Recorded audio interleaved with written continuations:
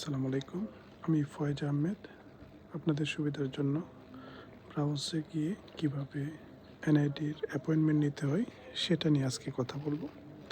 আপনি যখন ব্রাউজ করবেন তখন এনআইডির ডিটেলস চলে আসবে। আপনি যেহেতু আবেদন করেছেন আপনার লগ ইন ডিটেলস দিয়ে লগ ইন করবেন। তখন হলো ওই ক্যাপচারের যে অংশটা আসে ওইটা সঠিকভাবে দিতে হবে। তো আমি আপনাদের সুবিধার জন্য একটু জুম করে বড় করে দেখিয়েছি। একবার একজনের এক একটা আসে।